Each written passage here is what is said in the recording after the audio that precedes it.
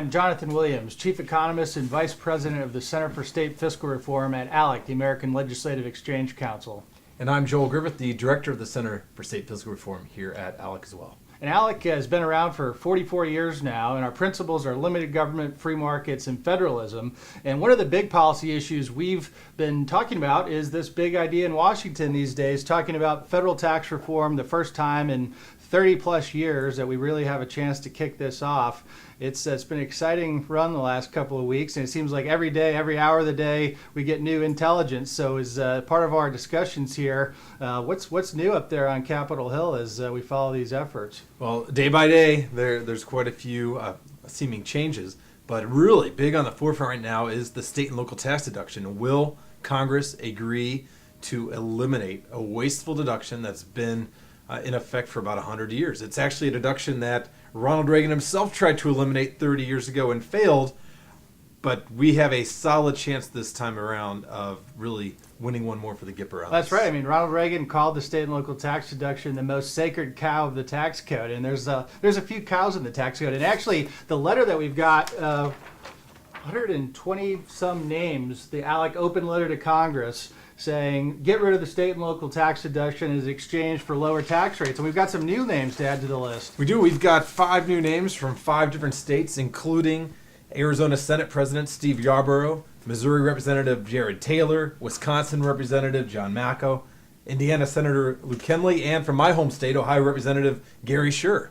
It's really exciting because I think the more legislators realize that this is what it's going to take as a pay for to get tax reform without adding to the deficit and giving us the chance to reduce rates for everybody. Why is it that we see this emerging high tax state versus low tax state divide continue? And where does this get resolved, do you think, at this point? Well, there is a bit of a divide on this issue, but it's primarily from special interest groups, groups like the National Education Association, the American Federation of Teachers, a lot of these organizations that fought tooth and nail to stop reforms in Wisconsin over the past few years and other states like Wisconsin.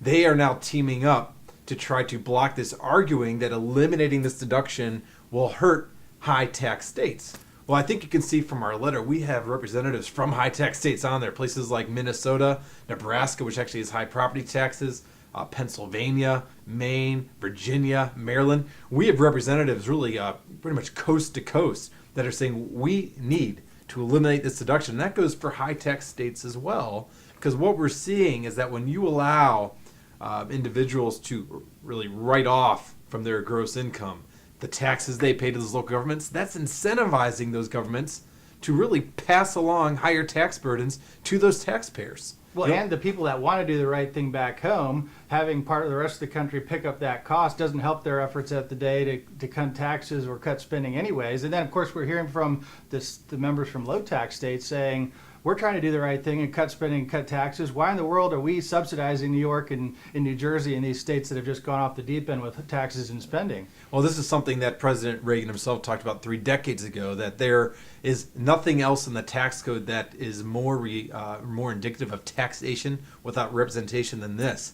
You've got people in responsible areas across large swaths of the country that are in effect subsidizing the very poor decisions that have been made in Cook County, Illinois, and in New York City, and even in places like Los Angeles. People in Indiana, Kentucky, even other parts of California, they don't get a chance to vote for the mayor or the governor or the city council, but they sure are paying for those mistakes. That's a matter of fairness, and along with being a matter of good economics. Well, you never want to be Cook County, Illinois, when it comes to tax policy, do you? So let's talk about for a second what's in and what's out when it comes to the current tax reform debate.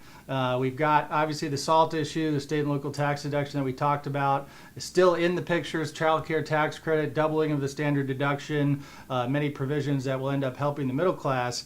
A few things that are off the list. There was some rumor over the weekend that there might be a tax on 401k contributions, and I think fortunately, wisely, President Trump came and took that off the list. So I think we can safely say that is dead on arrival right now for tax reform. Talk about the muni bond issue, if you would, for a minute. Well, presently, if you are an investor in municipal bonds, you do not pay an interest. You do not pay a tax on the interest payments you receive for those municipal bonds. And what that has really done, it's led to a glut of I would argue, very inefficient projects being taken on from local governments because, all things being equal, 4% from municipal bond is worth a lot more than 4% from a corporate bond because you're not paying taxes on it. Now, unfortunately, the White House and Congress agreed early on that they would maintain the preferential tax treatment for municipal bonds. That is going to continue diverting tens of billions, even hundreds of billions of dollars from productive private enterprises to what often amount to wasteful government enterprises. But that is off the table. That is one special interest carve-out that is going to remain in the tax code. And as of now, it looks like mortgage interest deduction is as well, even though we've been hearing rumors and seeing notes from the realtors leading some actions against the tax reform framework. So kind of interesting. They get to keep their special provision in the code, yet they're leading a lot of cases opposition to the framework. Kind of a head scratcher. So what's new this week? A couple of things. One thing I saw this week was the new National Taxpayers Union NTU study on the SALT issue. They came to very similar conclusions that we have at ALEC in our letter, saying this is the way to get fundamental tax reform, to get rates down for everyone. You need that pay for 1.5 to 1.7 trillion over the CBO 10-year score. Great study. I don't know if you saw it. Oh, I read it earlier this week. I was glad to see National Taxpayers Union issue that report. I think what really caught my eye most in that were the data that they made available from the Internal Revenue Service. One of the arguments that the other side is making in opposition to eliminating deduction is that this will harm the middle class. In effect, I think the numbers that they use are under 15% of the middle class, even itemized deductions. They will not be impacted at all from eliminating this. Yeah, and also Heritage Foundation has a study out on the SALT issue that had some really good findings and in-depth research. Yeah, both studies really drive home the point that this is forcing responsible citizens of responsible counties and cities to subsidize the others.